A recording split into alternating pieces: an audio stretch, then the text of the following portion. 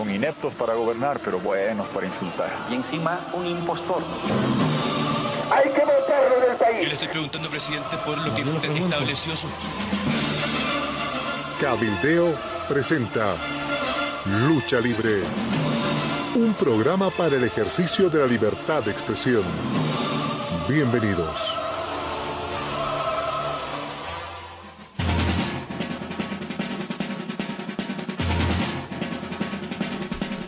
Buenas tardes, amigos y amigas. Un gusto estar nuevamente en este lunes con ustedes, con Ricardo Paz, con quien vamos a conversar sobre una carencia estructural de nuestra sociedad, de nuestro país y de nuestro Estado. La carencia de justicia. Y claro, lo estamos haciendo a partir de nuestras reflexiones de mucho tiempo, de muchos años, nuestra experiencia de tanto tiempo, pero sin duda a partir de esta lacerante realidad que nos ha traído el caso del bebé Alexander y de la víctima, el bebé Alexander, y la otra víctima, la víctima de la justicia, el médico Jerry Fernández. El 13 de noviembre del año 2014 murió el bebé Alexander, al parecer de una broncoaspiración que luego se tradujo en una hemorragia y dice que se produjo un hecho de agresión sexual de parte del médico Jerry Fernández. El 22 de marzo del año 2018, 3 años y un poco más después, el Tribunal 10º de Sentencia, a la cabeza de la jueza Patricia Pacajes, dictó una sentencia condenatoria contra el médico Jerry Fernández, de 20 años. Este médico fue detenido a partir del mes de diciembre del año 2014. El 2018, 3 años después, fue sentenciado. Y hace unos días, el 17 de septiembre, aparece un video donde la doctora Pacajes, la presidenta del Tribunal de Sentencia, da cuenta que se habría fallado en contra de un inocente, sin ninguna prueba y a partir de las presiones políticas que ejercían especialmente los fiscales. Este es el lacerante caso que ha conmovido al país en estas semanas, pero que nos lleva no solamente a repudiarlo, a solidarizarnos con la opinión pública y, por supuesto, con las víctimas de la injusticia, sino que nos lleva a otra vez a razonar, a dialogar y a meditar con ustedes y con Ricardo sobre la justicia, o tal vez sobre la injusticia. Exactamente, Juan. Un placer nuevamente, un gusto estar acá con Juan del Granado y con ustedes, queridos amigos que nos siguen todos los lunes acá en Lucha Libre, en Cabildeo. Gracias a Amalia Pando, gracias a Roxana Lizárraga y a todos quienes producen este programa. Sin duda alguna, el tema que plantea Juan es un tema muy importante. Es, si se quiere, a decir del filósofo francés Juan Jacobo Rousseau, la piedra basal de cualquier sistema democrático. La democracia se basa en un principio que está en todas las paredes ahora, en todos los bares, en todos los cines, en todos los lugares públicos acá en Bolivia. Todos somos iguales. Todos somos iguales ante la ley. ¿Y quién administra la ley? ¿Quién hace cumplir que todos seamos iguales ante la ley en los distintos ámbitos penal, administrativo, familiar, empresarial, etcétera? Son los jueces, son los administradores de justicia, son los fiscales, son a quienes nosotros, la sociedad, les hemos entregado esa singular y delicada función de administrar justicia. Y eso es lo que está en crisis estructural en nuestro país. El caso Alexander, al que ha hecho referencia Juan al iniciar este programa, es nada más que la punta del iceberg, que es la muestra más cruda en este momento, la más espantosa que hemos podido vivir en los últimos tiempos de un caso de injusticia. Pero los casos de injusticia suman miles. Hay realmente cientos de personas que están en este momento inundando las cárceles de Bolivia, con casos muy parecidos a los que está padeciendo el médico Jerry Fernández. Y por eso es que es fundamental hablar qué es lo que está pasando en Bolivia. ¿Qué ha pasado, Juan, desde 1825? Porque este no es un problema de hace Así 12 años, de hace 15 o de hace 30 años. Es una asignatura pendiente desde la creación de la República. ¿Qué pasa con la justicia en Bolivia? Son 15.000, posiblemente hoy día sean 16.000 presos sin sentencia. ¿Cuántos de ellos tendrán parecido con el caso del doctor Fernández? Que hoy día está preso con una sentencia que por suerte no se ha ejecutoriado, ¿no? Es una sentencia de primer grado y que está siendo apelada y que hoy día, lunes, puede tener un momento distinto cuando se revise la detención preventiva injusta, igualmente injusta como la sentencia, esa detención que pueda ser revisada hoy día y que pueda abrir, por lo menos en lo personal, una especie de paréntesis en esta tortura que ha sufrido un ciudadano boliviano como nosotros y como posiblemente 15.000 o muchos de esos 15.000 detenidos preventivamente sin sentencia, que seguramente en una gran parte es muy, muy difícil aventurar un porcentaje, pero me imagino que un gran porcentaje están detenidos injustamente en medio de esta maraña que ha sido puesta al descubierto. Esta red infame que empieza con los fiscales, que se inicia en esta miserable situación de nuestros hospitales. Mira, el bebé es llevado del hogar Virgen de Fátima al Hospital del Niño, que ya es un trayecto, ¿no? Es un trayecto de varios kilómetros de Obrajes a Miraflores, y en el Hospital del Niño estaba copada la sala de emergencias. Y ese niño que estaba agonizante tiene que ser llevado al Hospital Juan 23 en Munaipata, ¿no? Primero esta carencia terrible, ¿no?, que tenemos de hospitales, pero luego inmediatamente producida la muerte, claro, se produce un impacto enorme en la ciudadanía. ¿Qué es lo que buscan las autoridades? Aplacar la demanda de justicia, el repudio, buscando un culpable, fabricando un culpable. Y entonces, claro, médicos, enfermeras, entran en esta telaraña miserable de la justicia. Policías, peritos, fiscales, abogados, ¿no?, que al final terminan sentenciando a una persona que a todas luces viene a ser inocente y que devela, bueno, esta tragedia que tiene nuestro país. Porque un país como el nuestro, o como cualquier otro sin justicia, es un país sin destino. Yo solamente quiero destacar 4 roles que tiene la justicia en cualquier país civilizado. En primer lugar, la justicia tiene que resolver los problemas que se presentan entre las personas, porque ya no puede haber justicia por mano propia. Para que haya paz social tiene que haber un tercer sujeto dirimidor que, de acuerdo a la norma, diga quién tiene la razón. O sea, la justicia entonces logra en su administración correcta la paz social. En segundo lugar, la justicia es aquella que tiene que lograr el respeto de los derechos humanos para que haya dignidad y haya libertad. Mira, en tercer lugar, la justicia, Ricardo, amigos, la justicia tiene que establecer seguridad en la sociedad respecto a las leyes preexistentes, respecto a los contratos que se suscriben, respecto a los compromisos que se establecen. Nadie puede hacer lo que quiera, hay normas y la justicia tiene que hacer prevalecer esas normas.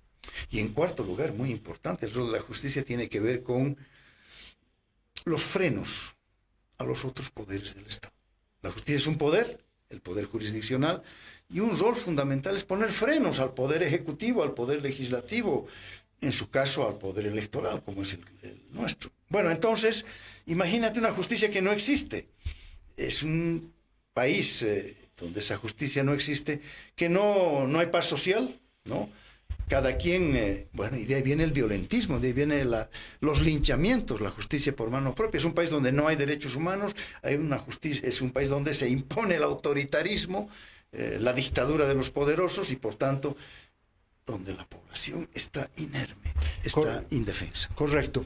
Desde el punto de vista sociológico, digamos, de los clásicos, cuando no gobiernan las leyes, gobierna el más fuerte. Retornamos de este gran avance de la historia de la humanidad que significa el Estado de Derecho al Estado de naturaleza. Volvemos al sálvese quien pueda, a la selva, a la lucha que realmente son los poderosos, los ricos, los más fuertes, los que pueden imponerse. La construcción social, la construcción societal de los sistemas sociales, de la democracia, es decir, la evolución que ha tenido la humanidad y que ha llegado a este momento hasta plantearse que el mejor sistema político de gobierno es el gobierno de las leyes, es la democracia, está constantemente sometida y sujeta a estos peligros y estos avatares. No quiere decir que seamos un lunar en Bolivia, ¿no? Nadie está diciendo acá que Bolivia es un desastre, es el estado de naturaleza, y que en otros países hay democracia plena y que el Estado de Derecho se cumple, las libertades ciudadanas, etcétera. No. De hecho, el todos somos iguales ante la ley es una utopía, por supuesto es una utopía a la que utilizamos para avanzar cada vez más hacia ese ideal de la igualdad. Pero acá me da la impresión, Juan, que nunca hemos estado peor. Es decir, la injusticia nuestra de cada día, que nos ha acompañado en todo nuestro devenir de la República, nunca hemos tenido una justicia realmente plena, proba, idónea, en fin. Todo el mundo recordará el sometimiento constante de la justicia a la política, al dinero, en fin. Pero me parece que hoy estamos tocando fondo. Me parece que esos niveles de instrumentalización que se están produciendo de la justicia, tanto por los poderosos, por el tema del dinero, como por el tema del poder político, es algo que ha superado todos los límites. Es decir, siempre los fiscales, los abogados, los jueces han chantajeado, han hecho de las suyas con quienes tienen la desgracia de caer en un pleito, en un problema de justicia. Pero creo que ahora, además a todos esos problemas, sumamos la ineptitud, sumamos la total ineficacia. Tenemos fiscales, jueces que realmente no merecían haber vencido el primer año de derecho, Juan. Las cosas que se ven son impresionantes. Mira, Ricardo, amigos, les voy a mostrar para los que nos están viendo por el YouTube. Este es el documento que emite el gobierno el 13 de junio del año 2016, al día siguiente de lo que fue la cumbre de la justicia. Dijeron los miembros del gobierno que era la primera. No era la primera, era la segunda. ¿No? Una primera cumbre el año... Fallida. Sí, absolutamente fallida, el año 2011, ¿no? Absolutamente fallida. Esta fue la segunda cumbre. Bueno, con motivo de este evento, que nosotros tratamos de orientarlo con criterios, yo formulé un documento, un diagnóstico, que se mandó a la cumbre, que se mandó a los medios. Lo recuerdo, lo leí en algún periódico. Sí. Y que formulaba 5 carencias centenarias de la justicia. Porque es bueno decirlo, no somos la excepción en la región, pero además no son temas nuevos. No es que la justicia dejó de funcionar el año 2006. No, son 5 carencias centenarias. Luego vamos a ver cómo en estos 10 años no solamente ni se atendieron con las cumbres, sino que se agravaron. Pero claro, se agravaron, pero además de manera intencionada, de manera dirigida. No fue un agravamiento porque las cosas no se resolvieron, y cuando los problemas no se resuelven se agravan. No fue el decurso de una solución no adoptada. Fue el agravamiento intencionado de una supeditación, de una subordinación, de una manipulación, que la vamos a ver. Pero para seguir conversando, te decía, yo observé 5 carencias centenarias que tenían que atenderse en una cumbre y, por supuesto, en un proceso emergente de la cumbre. No ha ocurrido absolutamente nada después de esta cumbre. Absolutamente nada. Gracias a Dios, porque entiendo que en esa cumbre, el vicepresidente Álvaro García Linera planteó la pena de muerte para Jerry Fernández, en general, quiero decir. Para los violadores de niños y para los crímenes atroces. Imagínate, en este momento Claro. estaríamos lamentando el ajusticiamiento y la pena de muerte aplicada a un inocente. Por lo menos ahorita Jerry Fernández tiene el beneficio, a pesar del calvario inenarrable que ha vivido, tiene el beneficio pues de que podrá pasar los próximos años de su vida en libertad, pero podía haber sido perfectamente ajusticiado, Juan. Claro, si se hubiera agilizado en algo esta justicia tortuga. Si se hubiera cumplido lo que... Fue tortuga la justicia en este caso. No, Jerry hubiera sido ejecutado en el deseo populista penitenciario, populista punitivo de don Álvaro García Linera. Como el circo romano, es decir, como Así cuando la gente en el circo gritaba y decía a los leones, y a los cristianos los tiraban a los leones para que se los coman, para que la gente pueda Y para distraerse. ir con el ejemplo, Álvaro García Linera fue a la cumbre en Sucre y bajó el pulgar, como en un circo romano, ¿no? Pena capital para los violadores, en medio de una justicia que condena a inocentes todos los días, donde el margen de error ha dejado de ser tal, donde el margen de justicia es absolutamente ínfimo. En otros países, incluso de la región, mira, la justicia brasileña ha avanzado. La justicia chilena tiene márgenes de seriedad mayores. La Argentina se está demostrando. La justicia peruana también se ha desarrollado mejor. Bueno, no, en Bolivia los márgenes de justicia son tan ínfimos que los márgenes de la injusticia son los que cubren el conjunto. Bueno, hablemos de las carencias. Mira, la primera carencia, son 5. La primera carencia, que es la que seguramente origina varias de las otras, es la carencia de independencia. Pero la independencia tiene 3 componentes. Nuestra justicia, en primer lugar, como poder del Estado, como administración estatal, es dependiente del poder político, especialmente de los otros poderes y, cómo no, del poder ejecutivo en concreto. Esta es una de las carencias, la carencia de independencia y la dependencia, por tanto, del poder político, más notorias, más discutidas y sobre las cuales se han planteado más soluciones. La segunda dependencia tiene que ver de los poderes, la dependencia de los poderes económicos, ¿no? Esta justicia clasista, ¿no? Justicia solamente para los que tienen recursos, justicia para los ricos. Y hay una tercera dependencia que es menos desarrollada, menos estudiada, que es la dependencia interna. Como los jueces inferiores dependen de los jueces superiores. Cuando no hay jerarquías en la justicia, no debería. Todos los jueces son iguales. No debería. Simplemente son niveles de revisión de las decisiones judiciales para garantizar precisamente la certeza de las mismas. Pero un juez instructor, como eran antes, o un juez de sentencia, como es ahora, de primera instancia, es igual que un juez supremo. No, acá no. El juez supremo tiene una influencia decisiva sobre el juez ordinario. Bueno, entonces, estas 3 formas de dependencia han anulado la justicia. Los jueces dependen de lo que diga el Poder Ejecutivo. Y cuando hablo de los jueces, cómo no, también los fiscales. Y los fiscales de manera mucho más burda, de manera mucho más grosera. Esta es la primera dependencia. Primera carencia. La primera carencia. Hablemos así, por partes, para claro, no acumularnos y poder sacarle el jugo a cada una de estas cosas. La solución que se planteó para esto, porque es evidente, lo que tú dices son carencias centenarias. La falta de independencia del Poder Judicial es constante desde el nacimiento de la República, con estas 3 características a las que hace referencia, con las que estoy de acuerdo. Pero la solución que se planteó, el remedio que se quiso implantar, fue peor que la enfermedad, Juan.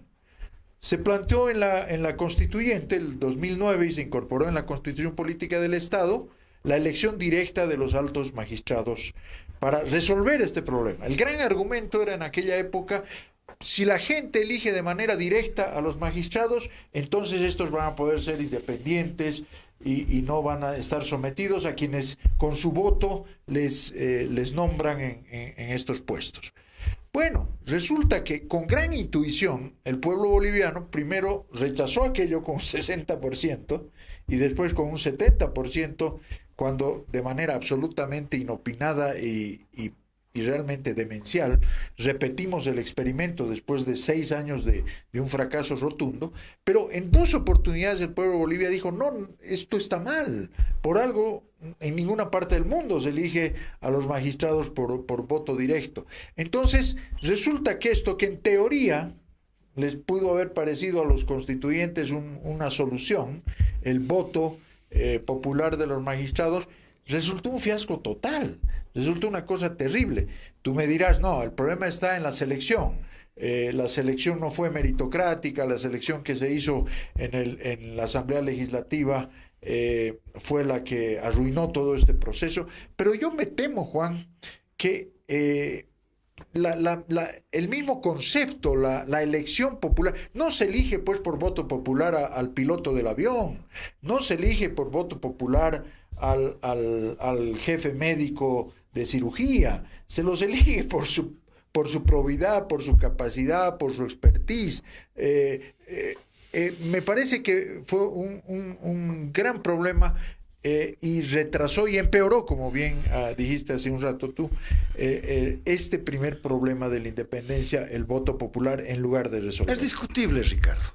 Yo creo que a estas alturas la experiencia del 2011 y del 2017 han malogrado, y tal vez de manera irremediable en nuestro país, este mecanismo de la elección popular de jueces como un mecanismo para garantizar más independencia de los jueces. Es probable que eso se haya malogrado definitivamente. Pero es discutible, Ricardo. Mira, hace 200 años, en 30 estados de los Estados Unidos, eligen a sus magistrados supremos estatales por voto popular. Hace 200 años. Y no les va mal en muchos estados. Sabiendo que hay críticas, ¿no? Porque dicen los jueces, claro, para hacer su campaña, porque en muchos estados la campaña es política, son partidos que llevan a los jueces. En otros estados no, es una campaña corporativa, ¿no? Pero igual tienen que financiarse con algo la campaña, y los jueces dice que luego tienen que pagar facturas, pues, a los que les financian, ¿no? Parecido a lo de acá. Hay un dato estadístico bien interesante en varios estados de los Estados Unidos, que cuando se está por acabar el periodo judicial y tienen que haber nuevas elecciones, empiezan a dictar sentencias, ¿no? Para ganar votos. Pero mira, son las observaciones que se hacen en un sistema que en general tiene buenos resultados en 30 estados de los 50 que hay en Norteamérica. Mira, en los cantones suizos, los cantones no son el cantón como acá, que antes era una repartición por debajo de la provincia. No, el cantón es el estado. Suiza, con lo pequeñito que es un estado federal, formado por 12 o 15 cantones. Cada cantón elige de la misma manera por voto popular a sus magistrados. Y tal vez lo más próximo, porque estamos hablando ahora del Tribunal Supremo, es el Japón. Mira, en el Japón, la Corte Suprema, bueno, Hirohito, el emperador, elige al presidente. Y el Ejecutivo, que es el Ejecutivo, es el gabinete, elige a los 14 magistrados restantes. Pero esos 14 magistrados, con la sola excepción del que nombra el emperador, son sometidos a referéndum para ratificarlos. Mira, entonces no es una locura la que se presentó en la Asamblea Constituyente, no es un desvarío, tiene su razonamiento y pudo haber sido una experiencia interesante en Bolivia si es que no se malograba precisamente pues en lo que siempre malogró la elección o la selección de magistrados en nuestro país. Hemos tenido 3 formas diferentes de elegir magistrados. Mira, desde la Constitución de bolivariana, la elección era una atribución privativa del Parlamento, ¿no? Elegían los parlamentarios. En la Constitución bolivariana eran los censores los que elegían a propuesta de los senadores. Y luego eran diputados y senadores, que fueron 9 constituciones. Luego se combinaba entre ejecutivo y legislativo, ¿no? Melgarejo, por ejemplo, proponía y el Parlamento elegía. Santa Cruz elegía, el mariscal de Andrés de Santa Cruz, elegía a propuesta del legislativo. La tercera forma de elección fue aquella o la segunda forma de elección, la tercera. La primera fue solamente el poder legislativo, la segunda una combinación. La tercera fue con las reformas del 94, el Consejo de la Judicatura. Y la cuarta, elección por voto popular. Todas ellas tuvieron un talón de Aquiles que las inviabilizó: el cuoteo político. La carencia de los postulantes, en su gran mayoría, de méritos personales, de idoneidad profesional y personal. Pero aquí yo quiero hacer una salvedad, Juan. No voy a, cuidado, no voy a aburrirles con discutir el tema de que solo 3 países y que además que en Estados Unidos no se elige la Suprema por voto popular. No vamos a entrar tanto a ese debate porque acepto tus argumentos de que habría teóricamente la posibilidad de que esto podría funcionar. Pero no, yendo a este punto, tú dices, yo coincido contigo, siempre ha habido coteo político desde el nacimiento de la República. Pero había una característica, por lo menos la que yo viví cuando fui diputado y cuando estuve en el Congreso y en este tiempo que he estado siguiendo las cosas. Antes, efectivamente había coteo político, pero los partidos se preocupaban de proponer a sus mejores abogados, a la gente más proba, a la gente por lo menos más prestigiosa. Para poder concursar. A nadie se le ocurría poner un analfabeto judicial solo por el hecho de que iba a estar sometido al designio del partido. Así hemos tenido pues a Pablo Dermizáqui, a Edgar Oblitas Fernández, a Huáscar Cajías, en fin, la lista podría ser muy larga, ¿no? Pero el coteo político en realidad, porque claro, cuando se le dice coteo ya se le da una connotación peyorativa, ¿no? Pero siempre tiene que haber al final un tipo de acuerdo pues político. La Asamblea Legislativa es un ente político y tiene que ponerse de acuerdo en unos nombres. Eso no está mal, al margen de que se llame coteo. El tema es, desde mi punto de vista, Juan, la falta de criterios meritocráticos para la elección. Porque antes, no digo que era una maravilla, coincido 100%, había manipulación, había sometimiento, había todo. Pero hoy día se ha agregado al tema del coteo y de la manipulación, se ha agregado la ineptitud. Y eso es algo que me parece que es lo que ha hecho que toquemos fondo. Bueno, mira, es que el común denominador en estas fallidas formas de elección desde la creación de la República de Bolivia, el común denominador es de que no se seleccionaba dominantemente, eminentemente a la gente por sus méritos, sino por su afinidad política. Claro, se ha agravado esto, esta carencia centenaria se ha agravado horriblemente estos 10 años porque ni siquiera se fijaban en mínimas condiciones académicas, mínimas condiciones personales.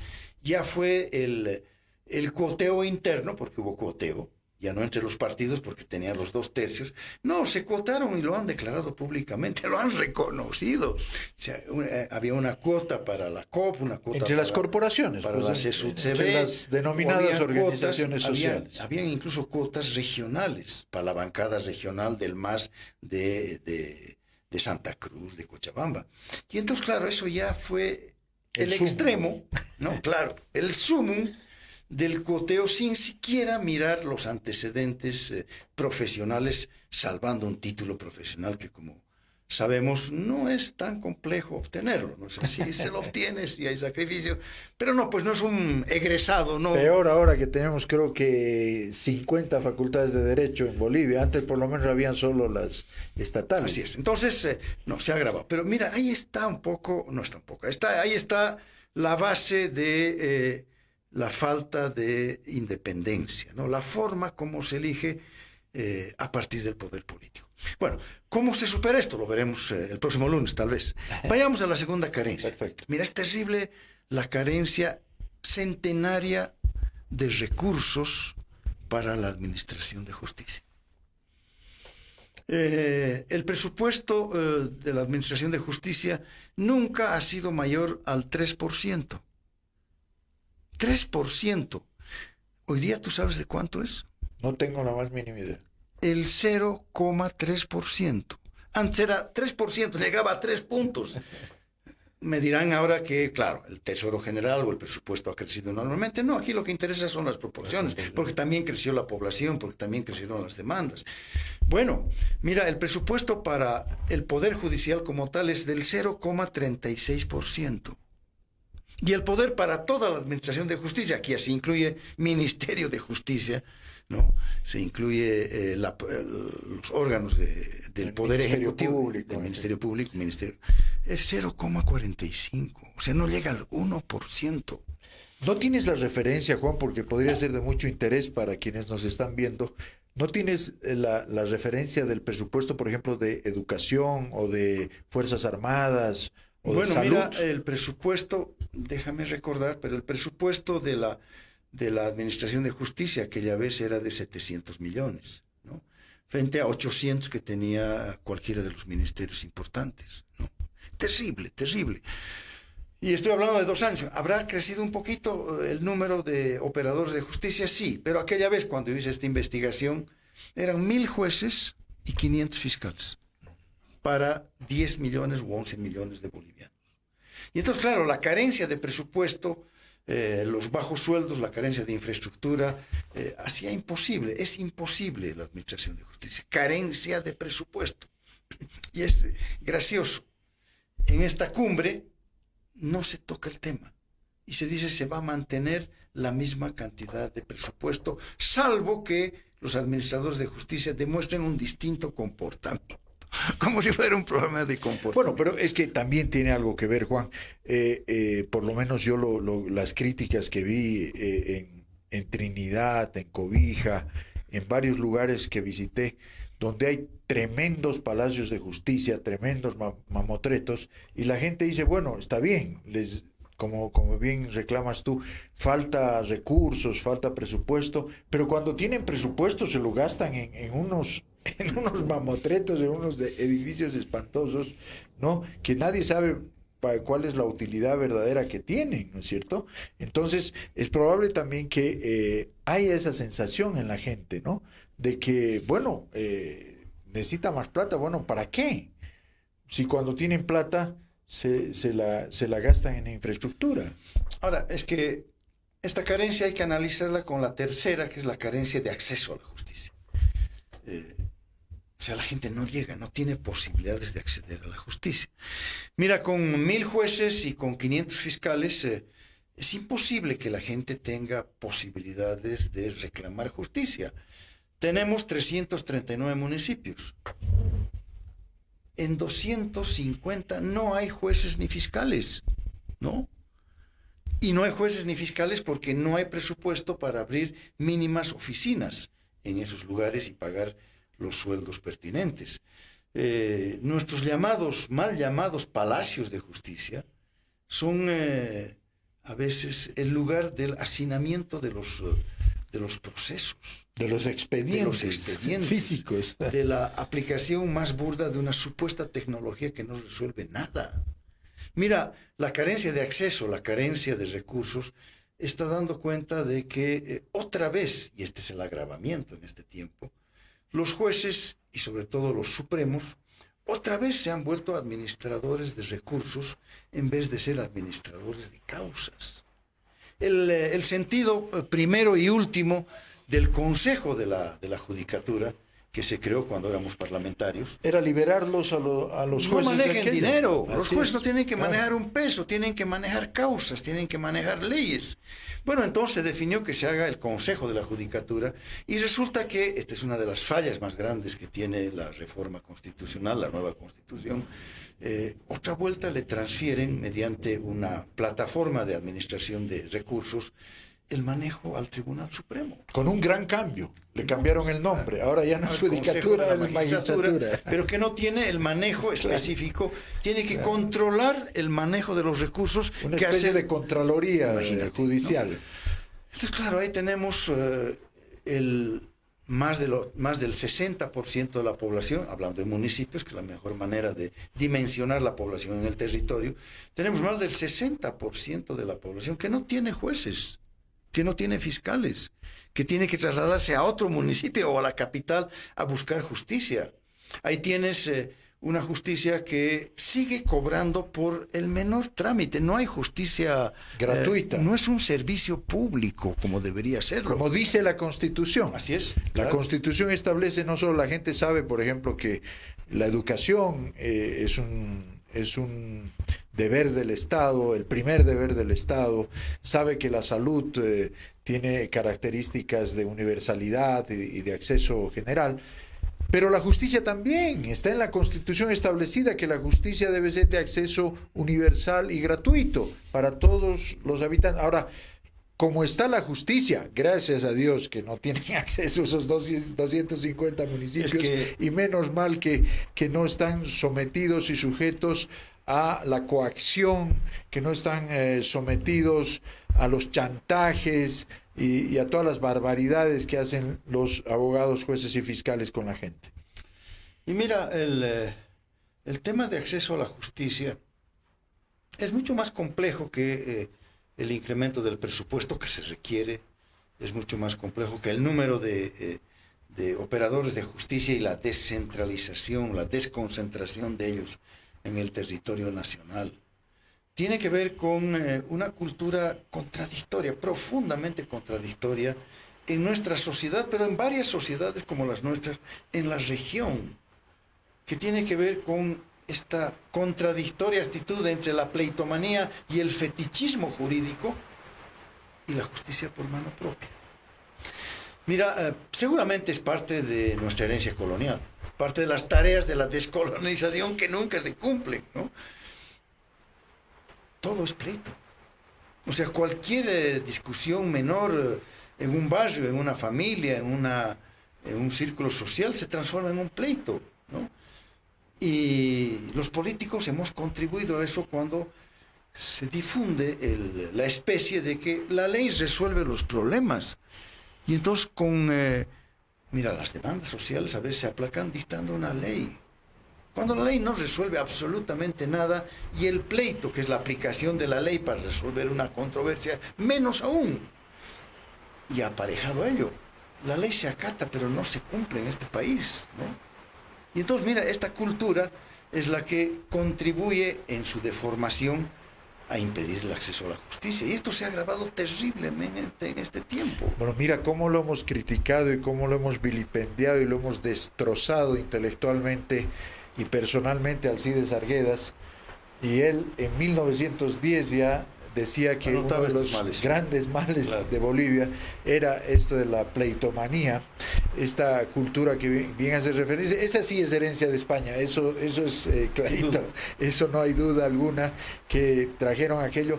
Y no funciona pues este tema del arreglo de ahora del arbitraje y estas cosas que están tratando de introducir. ¿Qué opinión te merecen, haciendo un cortísimo paréntesis? Porque a mí me parece maravilloso esto de no llegar al pleito, no llegar al juez y tratar de resolver en una vía no judicial. Y es la contrarruta precisamente de este gobierno. Mira, las corrientes penales modernas dan cuenta de el fracaso universal de las leyes penales. Para hablarte de la parte más sentida o más sensible de más la administración de justicia, de la sociedad, porque, sí, claro, en el caso de la víctima no es que le estafan $500, que es el problema de un tema civil, finalmente. No es el problema de que te han usurpado tu vivienda, un derecho patrimonial a discutir. Incluso no es el problema igualmente, pero no, o sea, grave de el no reconocimiento de un hijo o la falta de pago de pensiones para ver el área familiar y así cada una. No, aquí estamos frente a la vida, a la dignidad, a la libertad, Juan, a la libertad, claro, que claro. Es el bien, como decía el Quijote, el bien más preciado que tiene el hombre. Un asesinato, ahí la víctima perdió la vida, por eso te hablo en primer lugar de la vida. Claro, la dignidad, la libertad, ¿no? Entonces la parte más sensible. Entonces en esta parte más sensible, todas las corrientes del derecho penal ya universal dan cuenta de el fracaso de casi todas las escuelas. Y entonces está en una línea de despenalizar las conductas. O sea, no puede ser todo delito, por Dios. Y de discriminalizar los comportamientos. O sea, no todo puede ser penado y no todo comportamiento debe ser delito, ¿no? Aquí estamos a contramano, ¿no? Es el populismo punitivo del que algún rato hablamos acá, donde, claro, para tener los votos, para tener la aceptación de la gente, y como la gente demanda justicia frente a la injusticia, claro, leyes, ¿no? Condenar a... ¿Qué es el caso exacto de Jerry Fernández? Había que buscar un culpable.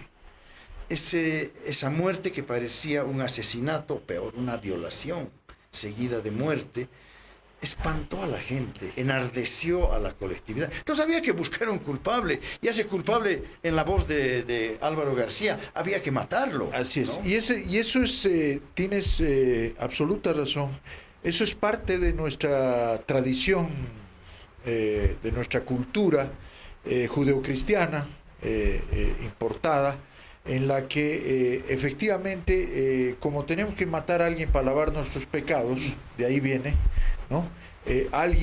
Sacrificamos a alguien para que Él se lleve todos nuestros pecados, lave todos nuestros pecados y todos quedamos impolutos.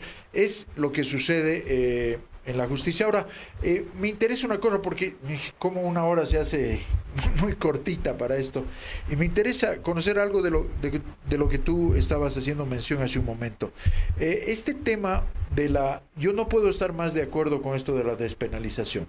Yo me enamoré de la despenalización cuando estudié y analicé el tema de las drogas, digamos, y ahí me puse absolutamente del bando de la despenalización, pero entiendo, como bien dices tú, que puede ser aplicable a muchísimos otros campos, no solo el prohibicionismo, que es la base de la penalización, es una rémora, sin duda alguna, de la que tenemos que zafarnos.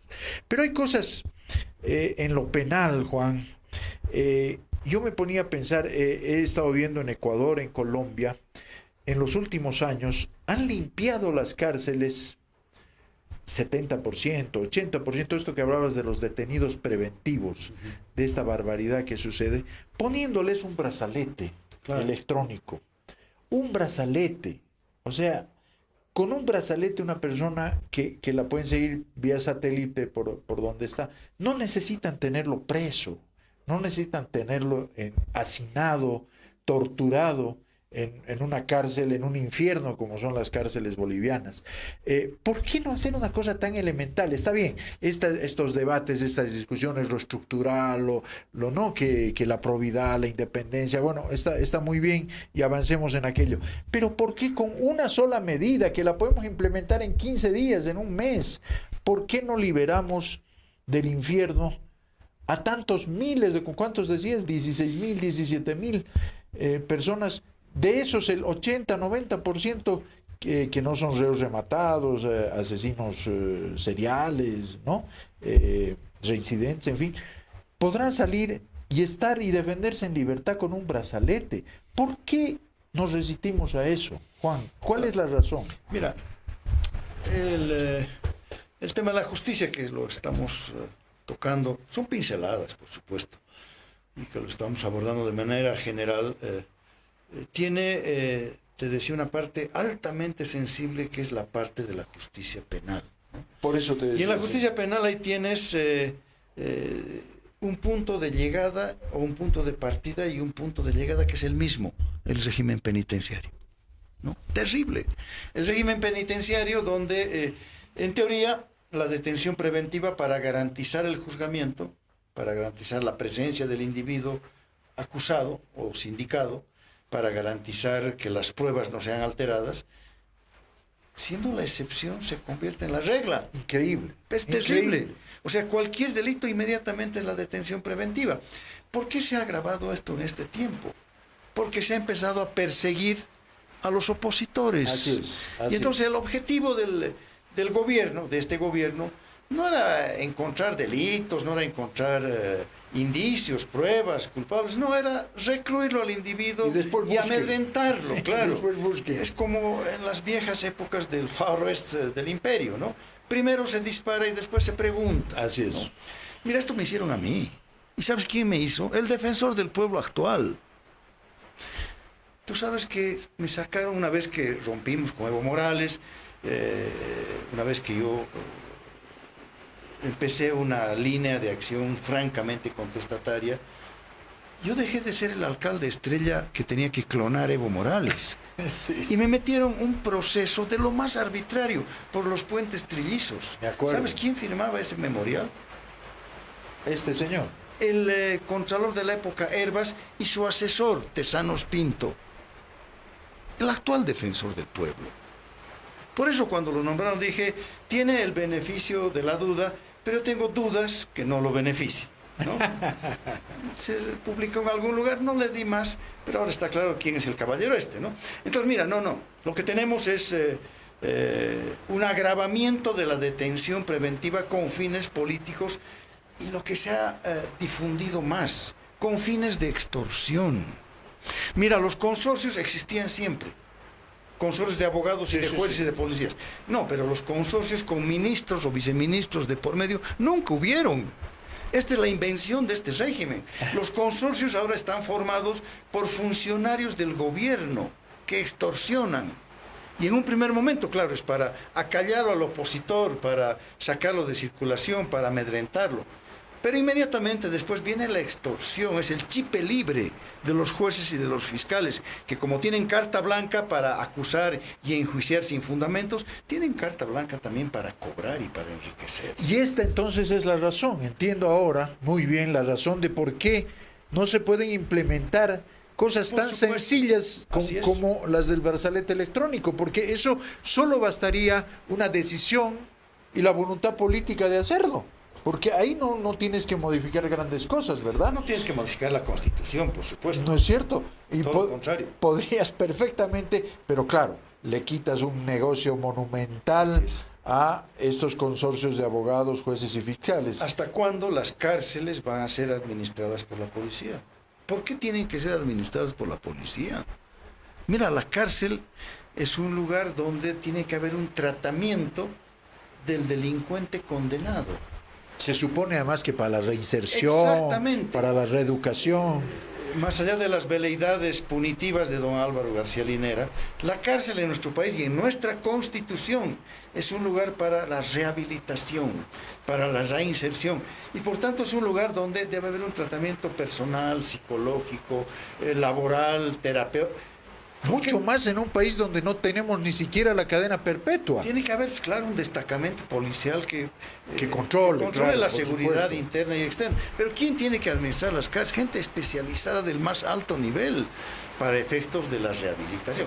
Imagínate, la cárcel hoy día es el lugar de inicio y de fin de un círculo aberrante de la dignidad, de la libertad y de la ley. Bueno, y como decía Raúl Salmón en una obra muy conocida, Escuela de Pillos, ¿no? Así es. Es decir, hay mucha gente que entra a la cárcel inocente, que no tiene ningún tipo de pulsión delictiva, pero salen unos delincuentes redomados, porque allá, en realidad, en lugar de rehabilitarse para ser ciudadanos de bien, en realidad se entrenan, ¿no? Para poder ser delincuentes avesados y bueno, inclusive gente pues que a la que sale y está tan comprometida ya con la mafia existente que tiene que para poder sobrevivir comenzar a delinquir. Eso es terrible. Estas cosas que todos las sabemos, todos las conocemos, hay películas, libros, informes, miles de cumbres y de todo, ¿cierto? No se resuelven ni siquiera en estos casos, y volvemos al principio a lo que tocaba Juan, ni siquiera en estos casos tan lacerantes, tan terribles como el del caso del médico Jerry Fernández y del malhadado niño Alexander. Es decir, esto va a pasar, Juan, va a terminar el escándalo, va a terminar el interés de los medios de comunicación y seguiremos exactamente parados en el mismo lugar. Mira, para ir concluyendo, hay una carencia que no la hemos todavía destacado, que se suma a las otras, ¿no? Ya hemos hablado de la carencia de independencia, la carencia de recursos, la carencia de acceso. Mira, hay una carencia fundamental que es la carencia de idoneidad, que ya es la persona de los operadores de justicia, ¿no? que tiene que ver con el cuoteo, que tiene que ver con esto, pero que además se vincula mucho con las universidades. O sea, de nuestras universidades, yo me incluyo, salimos abogados, no salimos jueces, no salimos fiscales, ¿no? Y la formación del abogado, mira, es necesariamente distinta a la formación del juez y del fiscal. Claro, es una base. Para ser juez hay que ser abogado, Es como si a un, pero no es suficiente. Tú lo decías en otro contexto, en otra referencia. No puedes poner a un médico cirujano general operando, haciendo una operación vascular del cerebro. Aneurismas, claro. Por ejemplo, ¿no? Va a morir el paciente, ¿no? Pese a que tienes el título de médico, ¿no? Sí. Mira, es que ¿por qué no puede parecerse seguro que al sí. ejercicio profesional Seguro que sí. del jurista? El abogado sale con conocimientos generales suficientes, pero la labor del juez es distinta. Así es. Se necesita un estudio riguroso de la jurisprudencia, que es el conjunto de fallos que se dictan en materias similares, ¿no? Necesitas conocimientos de psicología, ahora que se ha introducido la oralidad. Puede venir un gran orador que te envuelve y te desenvuelve. Exacto, ¿no? Así es. Entonces la idoneidad, ¿no? La idoneidad que tiene que ver con la falta de formación, pero sin duda la idoneidad que tiene que ver con la persona. Es que no puede ser que hoy día tengamos candidatos a fiscales, fiscal general, ¿no? Con antecedentes de violencia familiar. Que tengamos candidatos a fiscales con procesos penales concluidos, sí han sido declarados inocentes, pero eso ya es un antecedente. Mira, hoy día se está discutiendo en los Estados Unidos la propuesta de un juez federal, un magistrado federal que está haciendo Trump, que es el que propone, el Senado autoriza y recién se lo nombra. Mira, lo están cuestionando porque a sus 17, 18 años tuvo un problema de acoso sexual. Ese individuo no va a ser elegido magistrado, no va a ser elegido juez supremo federal, porque ahí sí funciona esto de la idoneidad. Mira, ¿cómo lo seleccionan en el imperio a los jueces? No solamente es la propuesta que hace el presidente al Senado. Mira, tiene que haber un dictamen del Colegio Nacional de Abogados, tiene que haber un informe riguroso del FBI, ¿no? No hay una trayectoria pues impecable. Por supuesto, pues no, los antecedentes claro, profesionales. No te estoy hablando de los antecedentes personales. El FBI lo investiga desde que tiene antecedentes en el condado más recóndito de la Unión y eso ya es un elemento negativo. Pero aquí pues, Juan, nadie que tenga prestigio, nadie que tenga un nombre, que tenga una trayectoria, quiere entrar por estos manoseos, ¿no es cierto? Yo conozco muchísimos abogados, claro que los hay, de primer nivel, y yo les pregunto, les digo, che, ¿y por qué no te presentas? Se me ríen, ¿no es cierto? O sonríen, y me dicen, hermano, por favor, no me hagas ese daño, ¿no? Gente, tú mismo, Juan, ¿no es cierto? Un hombre versado en este asunto, estudioso, en fin, podría nombrar un montón, Carlos Alarcón, podría nombrar a Gonzalo Mendieta, en fin, Waldo Albarracín. Hay tantos abogados que podrían ser supremos del Tribunal Constitucional, en fin, que tienen todos los merecimientos. No se presentan, no quieren hacerlo, porque, claro, todo el sistema es el que está mal. Mira, y esto no puede continuar. Tú decías algo que es cierto y que no puede continuar siendo cierto. Este caso ha conmovido otra vuelta al país, como en su momento conmovió otros. Mañana, ojalá hoy día, salga en libertad Jerry y en 3 meses la Corte del Distrito revoque la sentencia, anule el fallo y absuelva a los que supuestamente... Totalmente. Ojalá, pero no puede quedar ahí. ¿Cuántos similares casos hay detrás de estos 14.000, 15.000 detenidos preventivamente sin sentencia? Cuidado, ¿cuántos habrán de los 6.000, 5.000 que tienen sentencia y están condenados de manera definitiva? No, tenemos que alentar, juntamente con la recuperación de la democracia, la defensa del voto popular, la recuperación plena. Es que ahí es donde se juntan las cosas. La renovación de la justicia. Con eso yo me despido con lo que acaba de decir Juan. La recuperación de la democracia, el respeto a la soberanía popular, vienen casados a esto. Si no cambiamos el gobierno, este gobierno autoritario que tiene un proyecto político que subordina a la justicia sus intereses, muy poco vamos a poder hacer. Amigos y amigas, Ricardo, ha sido un placer. El lunes. El lunes, nuevamente.